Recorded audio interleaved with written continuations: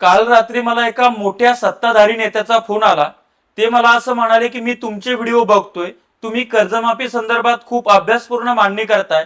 पण मी म्हटलं काय करावं साहेब, तुमचं सरकार दखल घ्यायला तयार नाहीये.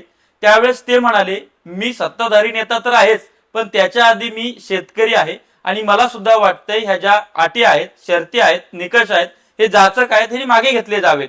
मग मी म्हटलं आता काय करावं, तर ते म्हणाले मी तुम्हाला विचारतो काय करावं. मी म्हटलं आता छोटे मोठे आंदोलन उपोषण करून झालंय, त्याची सरकार दखल घेत नाहीये, याला काहीतरी आपण मोठं स्वरूप दिलं पाहिजे. ते म्हटले काय करावं. मी म्हटलं उद्धव ठाकरे. ते म्हणे उद्धव ठाकरे का. मी म्हटलं उद्धव ठाकरेंनी 2019 मध्ये जी कर्जमाफी केली होती ती झंझट नसलेली होती, शेतकऱ्यांना ती आवडली होती. आजही शेतकरी तशा पद्धतीच्या कर्जमाफीची मागणी करतात. तर त्यांनी मला सांगितलं की तुम्ही परत एक कर्जमाफीचा अभ्यासपूर्ण व्हिडिओ करा, तो व्हिडिओ मी उद्धव ठाकरे पर्यंत पोहोचवण्याची व्यवस्था करतो. म्हणून आता मी कर्जमाफी आणि पीक विमा योजना या दोन ज्वलंत विषयावर व्हिडिओ करतो आहे. तुमची जबाबदारी आहे की हा व्हिडिओ इतका शेअर करा की श्री उद्धव बाळासाहेब ठाकरे यांच्यापर्यंत पोहोचला पाहिजे. नमस्कार, मी ज्ञानेश्वर खरात पाटील. आता आपण कर्जमाफी पासून सुरुवात जर केली, जर कर्जमाफीमध्ये पहिला निकष घातलाय की 2 लाखापर्यंत कर्जमाफी हवी असल्यास आधी तुम्हाला वरची रक्कम बँकेत भरावी लागेल, तर हा निकष सरकारनं मागे घेतला पाहिजे. दुसरा निकष हा आहे की 2019 मध्ये श्री उद्धव बाळासाहेब ठाकरे मुख्यमंत्री असताना त्यांनी जी कर्जमाफी केली, ती कर्जमाफीचा लाभ घेतल्यानंतर ज्या शेतकऱ्यांनी कर्ज घेतलं आणि त्यांनी ते आतापर्यंत फेडलं नाही, त्यांना फक्त 50,000 रुपये द्यायचे. मात्र त्यांना पूर्ण पैसे बँकेत जमा करायचे, नंतर 50,000 रुपये लाभ मिळणार आहे. तर हा जाचक निकष आहे. याच्यामुळे 12,71,000 शेतकरी वंचित राहणार आहेत. त्याच्यामुळे हा सुद्धा 2019चा जो निकष घातलाय तो सुद्धा मागे घेण्यात यावा. त्यानंतर प्रोत्साहन अनुदानाचा जो विषय आहे, तर प्रोत्साहन अनुदान 1 लाख रुपयापर्यंत देण्यात यावं.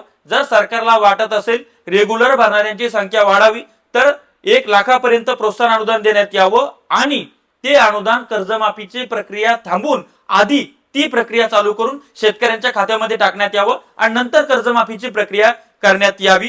त्यानंतर ज्या प्रोत्साहन अनुदानाला ज्या अटी शर्ती घातल्यात किंवा मागची रेग्युलरिटी ठीक आहे, पण पुढच्या 1-2 वर्षामध्ये सुद्धा त्या शेतकऱ्यांना रेग्युलर राहिलं पाहिजे, ही जी अट घातलेली आहे ती अट सुद्धा मागे घेण्यात यावी. त्यानंतर सरकारनं 1 एप्रिल 2019 पासून तर 2026 पर्यंत ची कर्जमाफी केली, 2025 थकीत पर्यंतची.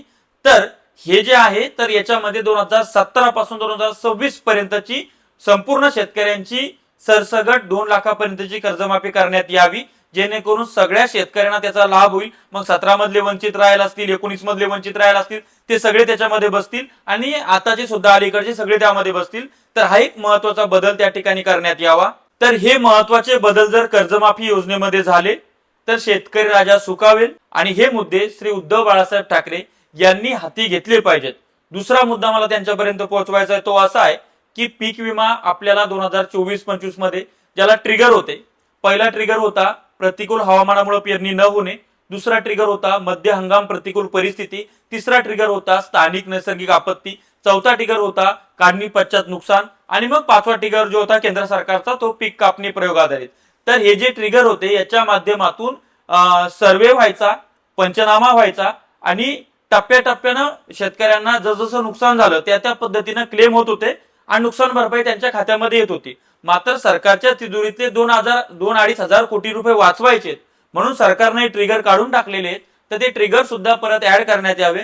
अन्यथा सध्याची जी पीक विमा योजना आहे, ती पीक विमा योजना म्हणजे जसं श्वास नसलेला माणूस म्हणजे डेड बॉडी, अगदी तसंही ट्रिगर नसलेली योजना म्हणजे ती योजना काही कामाची नाहीये.